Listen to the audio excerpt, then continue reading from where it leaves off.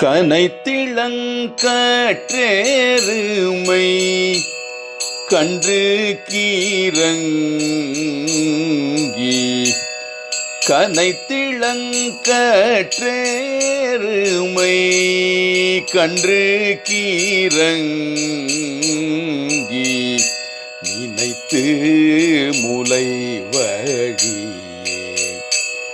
நின்று பால் சோறு நனைத்தில்லம் சேராக்கும்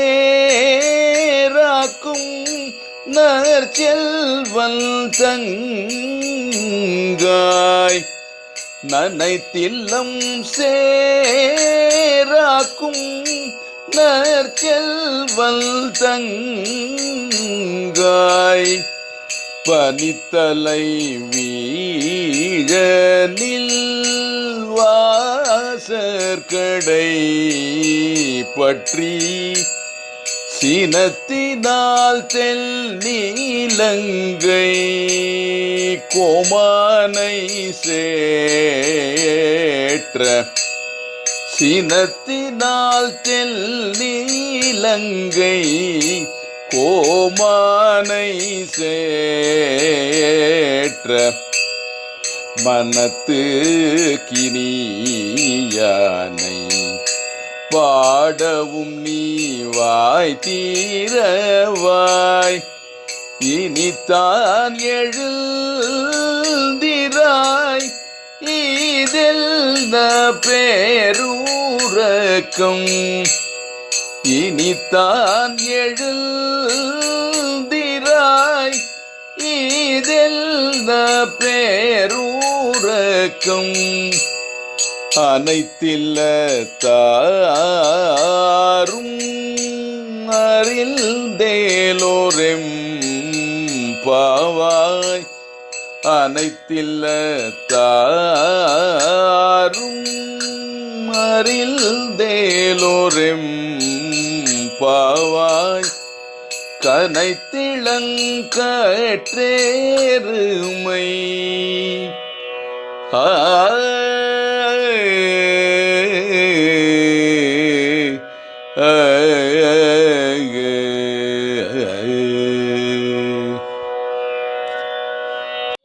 அடுத்ததாக 12வது பாசனம்.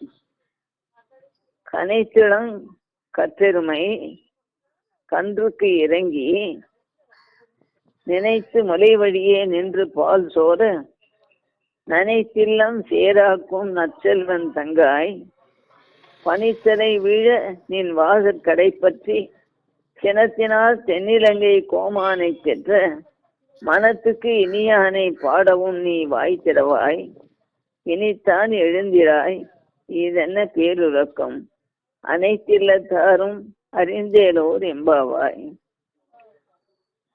இதன் பொருளாகப்பட்டது,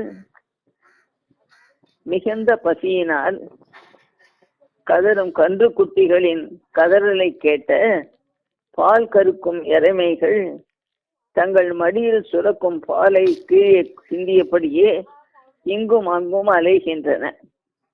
அவை சொரிந்த பால் ஆயர்பாடி முழுவதும் இளவர்களின் வாசல்களை தேராக்குகின்றன. இந்த அளவுக்கு விடாது பால் சொரியும் எருமை மாடுகளுக்கு சொந்தக்காரரான நற்செல்வன் என பெயர் பெற்ற ஆயன் தங்கையே, எங்கள் தலையில் பனி கொட்டுகிறது. கொட்டுகின்ற பனியில் உன் வீட்டு வாசலில் நாங்கள் கால் கடுக்க நின்று காத்து கொண்டிருக்கின்றோம். சீதையை கவர்ந்து சென்ற இலங்கை அரசனை சினம் கொண்டு அவனை ராமாதாவரம் எடுத்து அழித்த கோமானாகிய நாராயணனின் பெருமையை பாடி கொண்டிருக்கிறேன். நீயோ இன்னமும் பேசாமல் இருக்கிறாய். அப்படி உனக்கு என்ன பேருறக்கம்? அனைத்து வீட்டு இல்லத்தார்களும் எழுந்து விட்டார்கள். இதை அறிந்தும் உனக்கு மட்டும் ஏன் இந்த பேருறக்கம்? பனியிலும் குளிரிலும் எப்படியாகிலும் காத்திருந்து தனது தோழியர்களை உடன் அழைத்து சென்று கூட்டாக பிரார்த்திக்க வேண்டும் என்பதுதான் ஆண்டாளின் நோக்கம்.